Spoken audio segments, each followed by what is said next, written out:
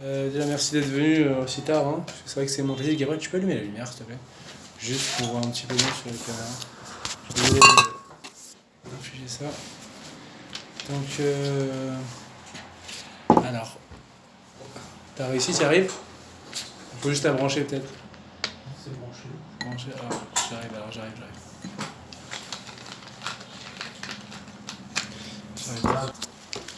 Donc, regardez, on va commencer un nouveau sujet.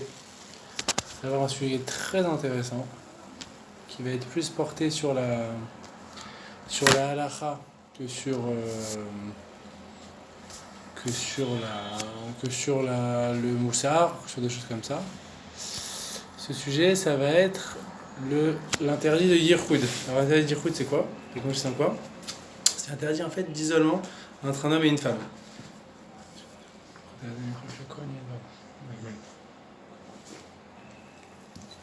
On a étudié l'initiative Ravat Rachel et Max Mazeuse. Amen. Alors, donc concrètement, c'est quoi le Yirhoud, comme on a dit? C'est les interdits d'isolement. C'est-à-dire que la Torah, elle a interdit à un homme et une femme de s'isoler. Alors, ce qui est intéressant, ce qu'on verra, c'est que c'est pas seulement un homme et une femme. Il y a plein de questions qui vont se poser, à savoir quel est le din quand il y a plusieurs hommes, plusieurs femmes, un homme, deux femmes, un homme, qu'est-ce qu'on appelle un isolement, quel type d'interdit il s'agit, d'où provient cet interdit, et vous verrez que c'est des lois qui sont très larges et qui nous concernent tous dans plein de situations de la vie de tous les jours. Alors aujourd'hui on va faire la Gemara essentielle, peut-être on en fera un peu la semaine prochaine, ça va être la Gemara essentielle, à savoir dans la page 1, P à Moudbet, dans la Gemara Kiddushin. J'ai même pas pris la bonne Gemara, bon, mais ça arrive. Ok, alors, dans la Gemara Kiddushin, alors,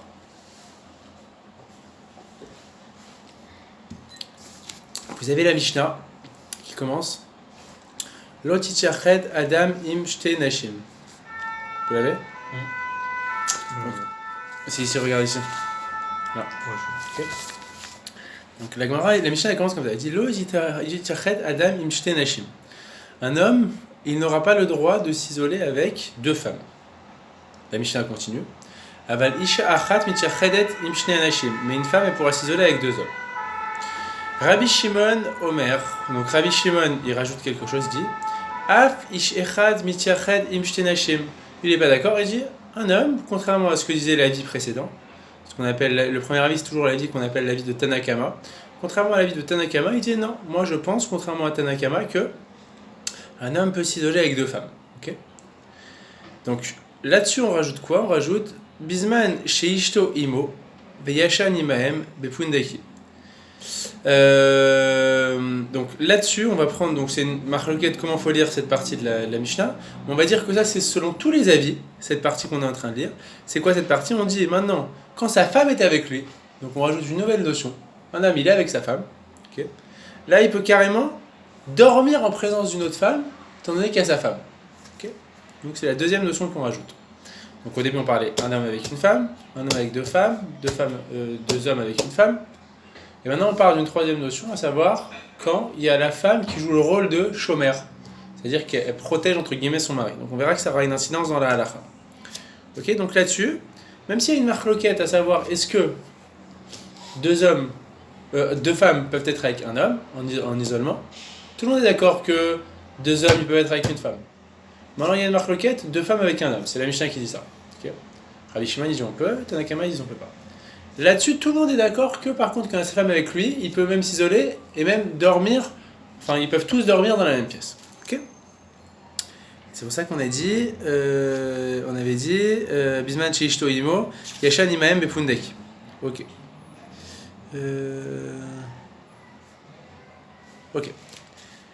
Mipne sheishto meshamarto, parce que sa femme elle le protège. Ok. La Mishnah continue. Mityached Adam im imo. Un homme a le droit de s'isoler avec sa mère. Veim bito, ou avec sa fille. Veyashan imahem bekiruv basar. La Mishnah dit même ils peuvent dormir en étant littéralement découverts. Donc la Mishnah elle continue, elle précise quand même. Bekiruv basar. Veim xjilu zo yeshena beksuto. Veze yashan beksuta. Zo yeshena beksuta, veze yashan beksuto. Par contre, maintenant, s'ils grandissent, si jamais ils grandissent, que là, il est plus, ça commence à être un grand garçon, la fille commence à être une grande fille, alors à ce moment-là, ils pourront dormir ensemble, le père et la fille, ou la mère et le fils, mais à condition que chacun soit couvert. Ok. Donc, jusqu'ici, on résume. 3 notions qu'on voit. 2 hommes avec une femme, tout le monde dit que c'est permis. 2 femmes avec un homme, marloquet. Et quand il y a sa femme qui est avec lui, il n'y a pas de problème. Il peut même dormir dans la même pièce qu'une femme si sa femme elle est avec eux. Quatrième chose qu'on te dit par contre, un père avec sa fille, une mère avec son fils, il n'y a pas de problème, il n'y a pas de problème de yichud. Ok, donc ça c'est la Mishnah. Donc dans tout ce que je vous dis, on va pas le dire dans les mots, mais je vous inclus l'explication de Rashi, des fois l'explication de Tosfot, mais je vous lis l'essentiel de la Mishnah là, ok. La Gemara elle continue, elle pose une question, elle dit, donc le même tête, c'est-à-dire Maïtama. La question c'est, pourquoi est-ce qu'un homme, il pourrait pas être en yichud avec 2 femmes, en isolement avec 2 femmes, alors que une femme peut être en yichud avec 2 hommes. Tana Debe Eliaou, donc on nous enseigne quoi? Hoil venashim datan kalot aleen. Donc pourquoi? Parce que les femmes, elle te dit la Gemara, elles ont ce qu'on appelle da'at kala, c'est-à-dire qu'elles sont parfois légères, et donc ce qui fait qu'en fait c'est facile de les séduire, donc elles n'auront pas en gros pas de gêne à arriver à faire une avéra quand une femme elle sera avec une autre femme à côté d'elle, ça ne la gênera pas qu'il y ait une amie avec elle pour faire une avéra avec l'homme. Parce que dans sa nature, elle aime être séduite, elle aime séduire, donc ça ne la dérange pas. En gros, même dans la nature des femmes, les femmes elles se couvrent entre elles. C'est-à-dire s'il y en a une qui fait une avéra, l'autre elle va la couvrir. Donc on va dire que dans la nature de la femme, elles ont une moins grande pudeur en fait que 2 hommes entre eux qui sont avec une femme, et donc elles risqueraient d'en arriver à fauter. Par contre, pour 2 hommes, a priori, 2 hommes et une femme, les hommes ils vont pas fauter devant leur ami, enfin un homme ne va pas fauter devant son ami avec une autre femme. Mais la Gemara elle juge que pour une femme, comme Datan Kalon, c'est-à-dire qu'elles ont littéralement, elles sont légères d'esprit, alors elles peuvent plus facilement se faire séduire et voilà. Ce ne sera pas une barrière le fait qu'il y ait une autre femme avec elle. La Gemara elle continue et dit Mina Neile, elle dit d'où est-ce que je sais que aux yeux de la Torah, d'où est-ce que j'apprends l'intérêt de yichud? D'où on sort ça? Alors, Amar Rabbi Yochanan il te dit Mishum Rabbi Ishmael, au nom de Rabbi Ishmael, il y a un passage dans la Torah. Remez et yichud mina Torah minayin. D'où est-ce qu'on trouve une allusion à l'interdiction de yichud, d'isolement dans la Torah? Chez Neymar, comme c'est marqué, qui a Sitra Achicha Ben Imecha. Il y a un passage dans la Torah qui te dit elle parle en fait du messite, c'est-à-dire du frère, du demi-frère, qui incite son autre demi-frère à faire Avodah Zarah. Donc la Torah elle te dit quand ton demi-frère, fils de ta mère, on va voir ce que ça veut dire, il t'incitera à faire la Avodah Zarah, alors patati patata, non. C'est 4 figures qu'elle expose. La Gemara pose une question, elle dit je comprends pas. Pourquoi on parle du demi-frère de ta mère? Elle dit Vechi ben im mesid ben av eno mesid. Quoi? Le fils, ton demi-frère, fils de ta mère, il peut t'inciter à faire la Avodah Zarah, mais ton demi-frère, fils de ton père, il peut pas. Pourquoi la Gemara, la Torah a besoin de dire si ton demi-frère, fils de ta mère, il vient t'inciter à faire la Avodah Zarah? Ça veut dire quoi? Forcément qu'il y a quelque chose qu'on veut nous enseigner. Et c'est quoi ce qu'on veut t'enseigner? Et là, le marlecha ben mitjachet im imo. Alors, Rachid explique comme ça, il dit qu'en fait, pourquoi on t'enseigne ça? C'est que on vient t'enseigner que un enfant, il a l'habitude de vivre avec sa mère. D'où est-ce qu'on déduit ça? C'est qu'en fait, la configuration, c'est quoi concrètement la configuration? C'est qu'on a une mère avec ses 2 fils, une mère ou un couple, un remariage, quoi, une mère, un mari, avec un enfant de la mère et de l'ancien père, et un enfant du nouveau père et de la mère. Donc en gros, cette configuration, pourquoi une configuration comme ça où tu as un demi-frère, fils de la mère, et un demi-frère, fils du demi-père, qui s'incitent entre eux? Forcément, il faut qu'ils vivent ensemble, ils cohabitent ensemble. C'est quoi ce cas de figure concrètement? 2 demi-frères qui s'incitent 2 demi-frères qui s'incitent à faire des arts. Forcément qu'ils vivent avec la mère. Sinon, c'est quoi? Ils vont pas vivre ensemble en colocation séparés des autres. Donc forcément que le cas de figure dont on parle, c'est un cas où il y a la mère, il y a les demi-frères qui vivent ensemble. Ok, sinon ce serait pas possible, c'est quoi? Ils vont pas être séparés. Donc en gros, la Torah elle veut juste mettre en avant le fait qu'il y a une configuration comme ça, qui fait que les mamans, elles vivent avec leurs enfants, voilà, même si c'est demi-frères, famille recomposée, ce que tu veux. Et forcément, s'ils vivent ensemble, on peut en arriver à des cas où l'un incite l'autre. Okay, mais ce qui est important et que nous on veut retenir de là, c'est qu'il n'y a pas d'interdit d'Yichud. Sinon la Torah, elle n'évoquerait pas ce cas-là. Comment elle peut partir d'une base, d'un cas qui est interdit, pour te parler... on a un cas moutard, des enfants avec leur mère, même s'ils sont demi-frères, il n'y a pas d'Yichud, ok. Et bien la Torah te dit, attention, il ne faut pas faire de l'incitation à la Avodah Zarah, non. Est-ce que vous voyez à peu près ce que je veux dire? Non? Moi je disais, parce que moi j'ai mis du temps à comprendre. Moi au début je me disais, c'est juste que, au début comment j'avais compris, je me disais, le passage de la Torah, il juxtapose deux termes. Le fils et la mère. Je me disais, bon, on voit de là, un fils et une mère, ils peuvent vivre ensemble. C'est pas ça. C'est que, on a un cas où tu as deux demi-frères. Il y a deux demi-frères. L'un, il incite l'autre. La Gemara dit, mais je comprends pas. Pourquoi on te dit, lorsque ton demi-frère, fils de ta mère, ok, c'est pas ton père, mais fils de ta mère, il t'incitera, lorsqu'il t'incitera. La Gemara dit, mais je comprends pas, pourquoi est-ce que tu me parles de ce cas-là? Pourquoi forcément c'est le demi-frère, fils de la mère, qui va inciter le demi-frère, fils du père, tu vois? Elle dit, en fait, ce qu'on veut nous dire, c'est juste évoquer ce cas où en fait il y a une mère et deux demi-frères qui vivent ensemble, ok, où l'un incite l'autre. Mais pour que ce cas de figure arrive et existe, c'est quoi la configuration qu'on va avoir forcément? On répète, on a une mère, deux demi-frères, l'un incite l'autre. Forcément que qui vivent ensemble, tu vois. Sinon quelle serait l'autre possibilité qu'il pourrait y avoir? Forcément, il faut qu'ils vivent ensemble. Ils vont pas vivre séparés de la mère. Donc c'est quoi le schéma? On a une mère, a priori un père qui n'est pas le père des deux, voilà, et deux demi-frères. Mais des fois le père il n'est pas là, tu vois. Enfin le père il n'est pas là des fois. Forcément qu'il y a des cas de figure où la mère elle se retrouve avec un de ses deux fils. Ok.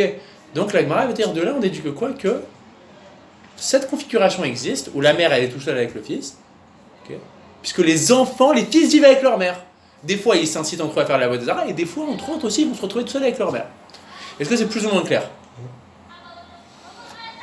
Je ne peux pas avoir le lien avec Bah, juste ce qu'on veut te dire, c'est qu'en gros, un fils, il vit avec sa mère. Il leur arrive qu'il soit en Yichud avec sa mère.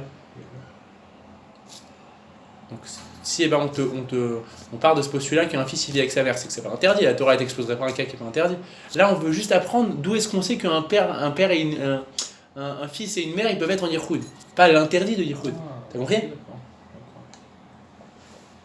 T'avais compris ça, Yannick? Tu vois, là justement, on veut juste mettre en avant le fait que si la Torah elle te présente ce cas où forcément l'homme, la mère et le fils ils vont être ensemble en isolement, forcément c'est que c'est moutard. De là tu déduis quoi? Si la Torah t'expose un cas où la mère et le fils ils vont être en Yichud, ça veut dire que c'est précisément la mère et le fils qui ont le droit d'être en Yichud.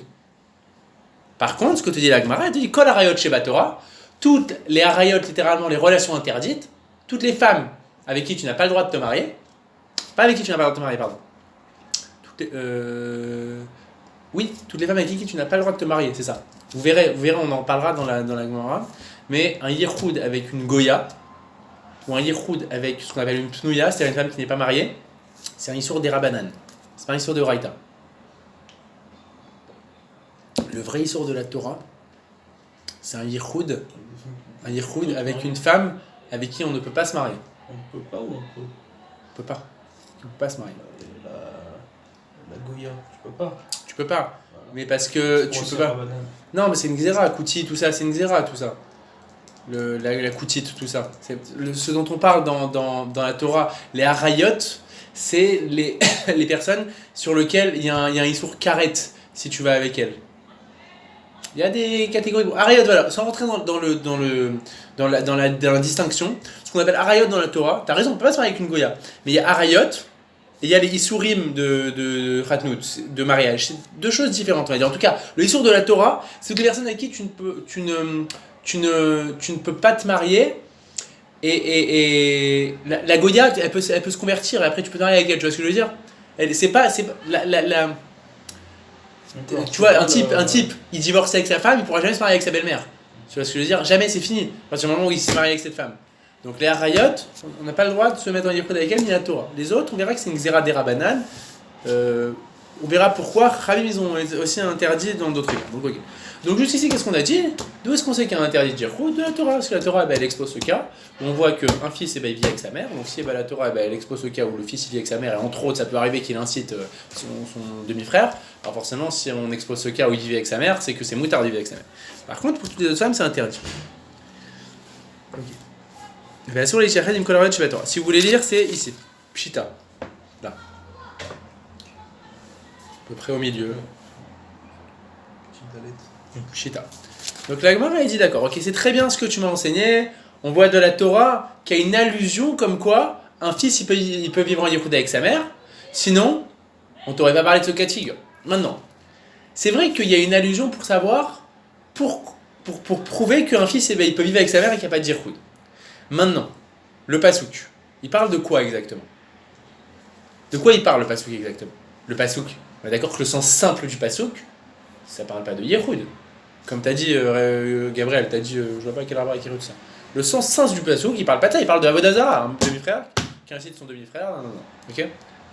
Donc, la Gemara disait Remez Yehoud, une allusion à Yehoud. D'où est-ce qu'on peut voir, en creusant et de manière détournée, qu'il y a un truc de Yehoud? En se creusant la tête, on arrive à trouver un lien.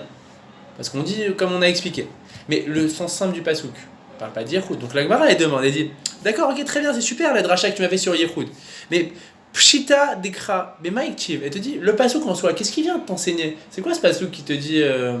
Il y a toujours un chidouche, une nouveauté, un truc, un enseignement dans un pasouk. Donc elle te dit qu'est-ce que vient t'enseigner ce pasouk qui te parle comme ça du demi-frère? On sait qu'un demi-frère, il doit pas inciter son demi-frère, c'est quoi? La Torah, merci à ton demi-frère, tu sais, quand ton demi-frère il t'incitera à la Vodazara, ne fais pas Vodazara. C'est bizarre quoi, c'est pas de tridouche, il n'y a pas de nouveauté. Amar Abaye il te dit, l'homme Ibaye Kamar, il te dit, il y a un chidouche, c'est quoi? L'homme Ibaye Ben Ab, Desanele, Vayetzle, Etzotraot. Il te dit, le chidouche, il est le suivant. C'est que, est-ce que tu pourrais être amené à détester ton demi-frère du côté de ta mère? Dans la Torah, l'héritage, il provient de qui? Il provient du père. Ok? Si il y a un père qui meurt, alors les enfants héritent. S'il y a une mère qui meurt, c'est le mari qui hérite. La femme, elle n'a pas de possession en tant que telle. Il y a des cas comme ça, dire sémilogue, tout ça dans la Gemara, mais en soi, il n'y a rien qui lui appartient. Donc la Gemara, elle dit les deux frères, deux demi-frères, fils de la mère, ils vont pas se détester. Pourquoi?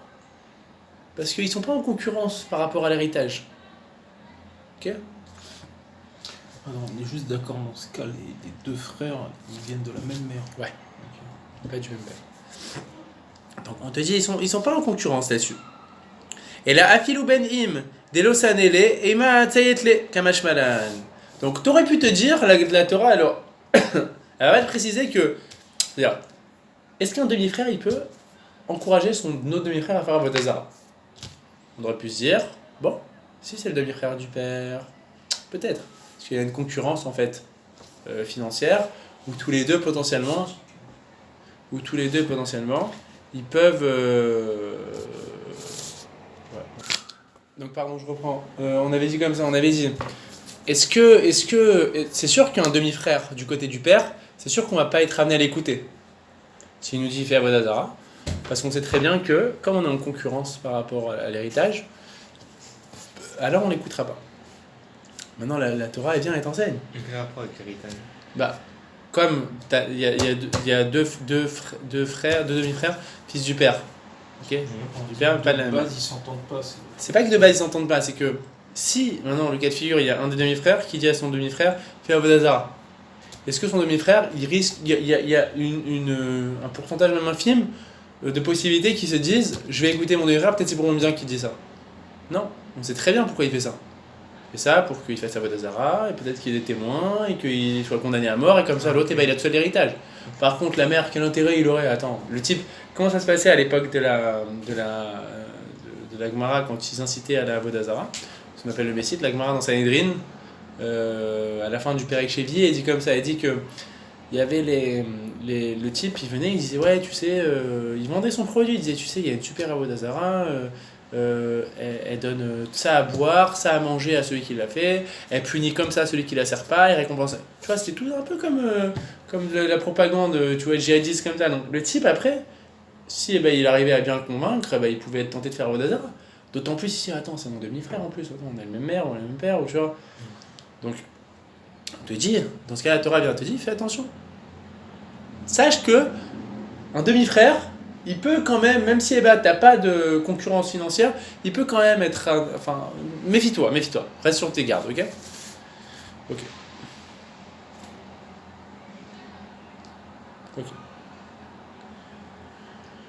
Neima Matitin Deloki Abba Shaul, la Gemara a dit, est-ce que notre Mishnah elle dirait comme Abba Shaul? C'est quoi cette Mishnah de cette Mishnah de Abba Shaul qu'on va ramener? La Gemara a dit comme ça, Beshat Aninut Tavir Yetzre. Alors, Abba Shaul, il dit quelque chose, il dit que toutes les lois de Yichud sont valables, sauf dans un cas de figure. Beshat Aninut. Les Onénim, c'est un statut intermédiaire, entre la Havelut et le décès du proche. C'est-à-dire qu'il y a un statut avant que la personne soit enterrée qu'on appelle Aninut, comme ça, où la personne elle a des inus spéciaux mais elle n'a pas encore enterré son mort. Donc, Abba Shaul, il te dit que au moment où une personne elle est onen, okay, alors les lois de Yichud ne s'appliquent pas pour elle. Pourquoi? On va voir. On va ramener cette Mishnah dont tu parles, Abba Shaul.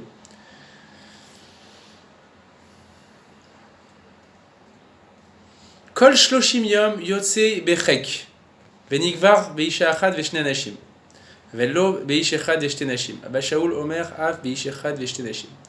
Donc il y a une halakha comme ça que un enfant quand il a moins de 30 jours et qu'il décède, ok, il n'y a pas d'enterrement, voilà, il n'y a pas d'enterrement comme ça. Il y a juste ce qu'on appelle yotze bechek, c'est que ils le sortent en petit comité, en cachette, et ils l'enterrent dans un endroit, voilà, où il n'y aura pas de stèle, tout ça, ou voilà. Maintenant, la Mishnah par rapport à ça, elle te dit quoi? Rabbanan, il te dit, quand on va l'enterrer, on peut le faire avec une femme et deux hommes. Mais pas deux hommes et une femme. Pas deux femmes et un homme, comme on a dit. Okay. Par contre, Abba Shaul, il n'est pas d'accord. Abba Shaul Omer, lui, il dit quoi? Même une femme, même deux femmes et un homme, il peut. Ils peuvent aller pour enterrer l'enfant, le mort-né voilà, dans sa tombe. Donc, pourquoi? Parce qu'Abba Shaul, il dit quelque chose. Il dit Beshat Aninut Tavir Yetzre. Abba Shaul, la Gemara en tout cas, elle va aller dans son sens, elle se dit peut-être qu'Abba Shaul, il pense que tout ce qu'on a dit pour Yichud, même deux femmes avec un homme, c'est quand la personne elle est amenée à penser à la Avera. Une personne qui est Beshat Aninut, Chadesham, elle vient de perdre son enfant, comment elle peut penser à des choses comme ça quand elle est en Yichud? Okay.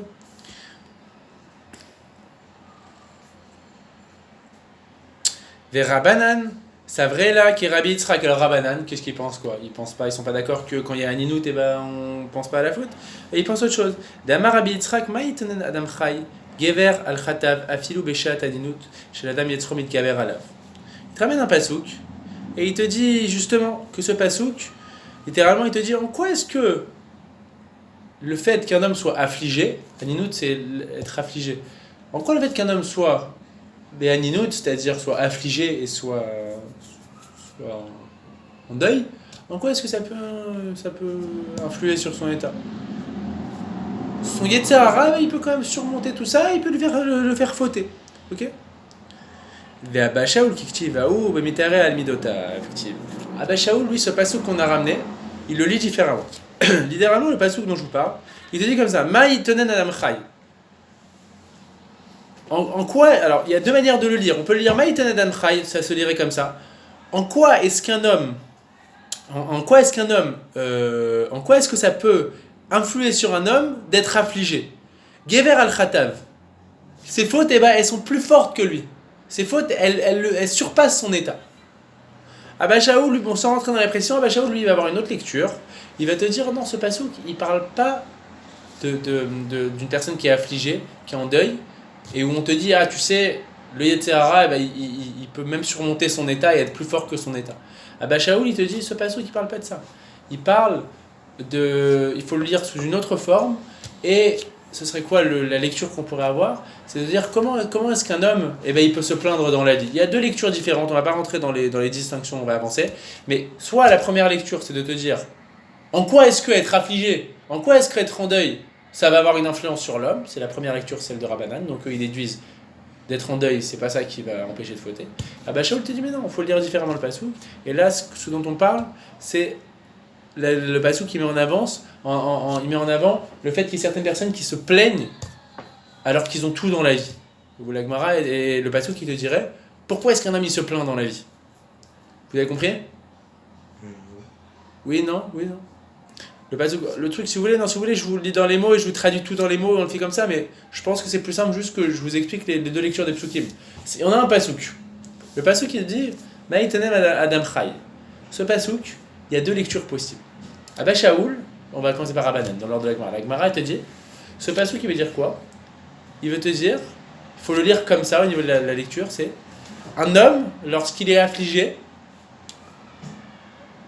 le fait qu'il soit affligé et qu'il soit en deuil, la faute est plus forte que lui. C'est la lecture qui sont du pasouk. Donc, conclusion, le fait d'être en deuil n'empêchera jamais la personne de ne pas fauter. Donc, la situation dont on a parlé avant, une personne qui est en deuil et qui va enterrer l'enfant, okay, c'est pas pour autant qu'elle aura le droit d'être avec deux femmes en yichoud. Okay. Abba Shaul te dit mais non, le pasouk tu l'as pas compris, c'est pas comme ça qu'il faut le lire. Le pasouk ne parle pas de ce qu'on appelle la onenout, la haninout, le fait d'être en deuil. On parle pas de ça. On parle d'autre chose. Le pasouk qui fait référence à autre chose qui n'a rien à voir sur le fait qu'un homme ne doit pas se plaindre dans la vie en règle générale. Ça n'a rien à voir. Alors que Rabbanan, il lui dit différemment, il utilise le pasouk qui parle d'une personne qui est en deuil, et cette personne, dans le pasouk, on te dit quoi? On te dit, selon leur lecture, le fait d'être en deuil ne l'empêchera pas de fauter. Et Abba Shaul, ils te disent pas du tout. On parle pas de ça du tout. Ce dont on parle, c'est juste un pasouk où le pasouk met en avant le fait qu'un homme dans la vie, il ne doit pas se plaindre alors qu'il est vivant. Ok? Ok. Yannick, vous voyez? Non. Ouais, c'est bon.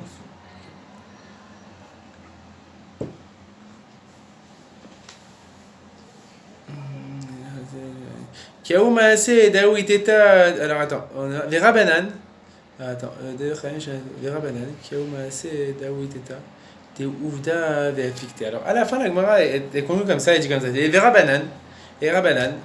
Même s'il concédait Rabanan que le pasouk serait comme dirait Abba Shaul, c'est-à-dire que le pasouk, il ne vient pas parler d'une personne qui est en deuil, mais il vient te dire juste en règle générale qu'un homme doit être heureux d'être vivant et doit remercier Hachem. Donc, c'est-à-dire que par contre, si un homme est en deuil, oui, son Yetzer Hara est complètement détruit. Okay, ils te disent de toute façon, même si c'était vrai comme tu dis à Abba Shaul, qu'au moment où une personne est en deuil, elle n'a pas de Yetzer Hara, ils te disent, on a vu une histoire dans la Gemara avec une femme justement qui était dans cette situation, okay, de deuil, et qui pourtant a fauté. Donc en gros il te dit, même si le pasouk niveau pasouk, tu as peut-être raison à Bachoul, c'est peut-être comme tu dis, le pasouk ne parle pas de ce qu'on a dit d'une personne en deuil, et c'est vrai qu'on n'a pas de preuve pour dire qu'une personne en deuil n'a pas de Yetzer Hara, il te dit, ah bah là nous on a vu quand même des cas pratiques où des femmes étaient en deuil et pourtant elles ont fauté. Donc même si, sans entrer dans la marloquette de Psukim, Rabbanan te disent, nous, la réalité nous a montré qu'une personne en deuil, ça sert à rien et qu'elle peut pardon quand même fauter. Donc, jusqu'ici, on a dit qu'il y a la Mishnah qui nous dit que deux femmes, elles peuvent pas être en yichoud avec un homme, enfin marloquette. Rabbanan dit oui, Rabbi Shimon dit non. Pardon, Rabbi Shimon dit oui, Tanakama ils disent non. Par contre, deux hommes avec une femme, ils peuvent, parce qu'ils sont plus timides. Un père avec sa fille, une mère avec son fils, ils peuvent. D'où on a vu dans la Torah, d'où est-ce qu'on voit l'enseignement sur Yichoud, qu'un homme, il peut être un fils, il peut être en Yichoud avec sa mère, du pasouk de celui qui incite à la Vodazara. Et ce pasouk qui vient aussi nous enseigner, on a dit qu'il faut toujours se méfier des conseils qu'un demi-frère peut donner à son autre demi-frère. Ok? À la fin, on te dit quel est le din par rapport à une personne qui est béanout, c'est-à-dire qui est en deuil. Est-ce que le cas est différent. Marloquette. Abba Shaoul, il te dit oui, Rabbanan, ils te disent non. Ok. La Gemara, elle continue. Amar Rav Yehuda, Amar Rav, lo shanu ela beksherim, aval beprutim afilu ki biasara namilo. Quel est le cas? Quel est le din, pardon? Si on a un cas de figure comme ça, on a. Est-ce que quelqu'un veut du coca? On a dit deux hommes et une femme, c'est moutard. Okay. Maintenant, c'est deux hommes qui sont prutim, c'est-à-dire deux hommes qui sont dépravés. Pas des Bnei Torah, pas des gens kshirim.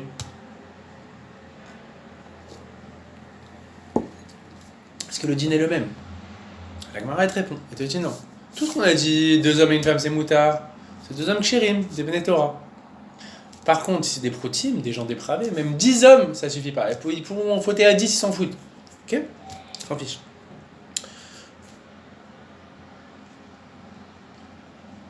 Ava maase veotziu asara bemita, amara Yosef teda ben chavebe asara vegande keshura velom irsefe meadade. Voilà, la Gemara traîne comme ça, une histoire, comme ça ils ont fauté, ils étaient 10 à fauter, et c'était des gens qui étaient complètement dépravés, ça les dérangeait pas de fauter les uns en face des autres. La Gemara dit Nema Mesayale, Mosrin Loshne Talmide Chachamim, Shema Yavo Alea Baderer. Donc, la Gemara dit c'est vrai que, on dirait que tu as raison, que deux hommes et une femme peuvent être en Yichud, à condition que les deux hommes soient des gens kshirim. D'où on voit ça par rapport au cas de la femme sota. Quand une femme elle est suspectée par son mari de s'être isolée avec un homme et d'avoir fauté, on lui faisait boire les eaux amères avec le nom d'Hachem là qu'on mettait dans l'eau. Et si elle était responsable, elle mourait. Si elle était acquittée, enfin si elle était fautée, elle vivait. Donc maintenant, sur le chemin pour aller au Beit Din, il y avait toujours deux gens qui les accompagnaient. Okay. Des accompagnateurs. De l'autre Beit Din, on voyait deux. Maintenant la Gemara, elle dit quoi? Elle dit on voit que là dans cette Mishnah qu'est-ce qu'on a dit? Quand ils allaient au Beit Din, on envoyait deux Talmidei Chachamim pour les accompagner. De là tu dis quoi? Que ce dont on parle, c'était des gens kshirim. Tu avais le mari, tu avais deux gens kshirim, donc au moins 2 sur 3 qui étaient kshirim. Et là c'est moutard. Donc forcément que cette Mishnah irait dans ton sens. La Gemara a dit quoi? Inchide al-malo. Shane talmidei chachamim. Pourquoi? Vous pouvez tourner des yadé léat rouyébé. La Gemara dit ça n'a rien à voir. Elle te dit. Moi je te dis qu'il faut que les hommes qui sont en Yichud avec une femme soient des hommes kshirim. Mais de cette Mishnah on peut rien déduire. Pourquoi? Parce que là quand on disait qu'il fallait deux talmidei chachamim, c'est parce qu'il y avait un autre problème dans ce cas-là. C'est que l'homme et la femme, ils sont mariés toujours. Donc, il essaie de me piquer. L'homme et la femme, ils sont mariés. Désolé, petite pause moustique. Désolé pour cette pause de petit moustique là. C'est vrai qu'il fait chaud. Donc on a dit comme ça, on a dit que l'homme et la femme, ils sont toujours mariés, ces deux personnes, celui qui suspecte sa femme d'avoir été avec un autre. Donc quand on les emmène sur le chemin,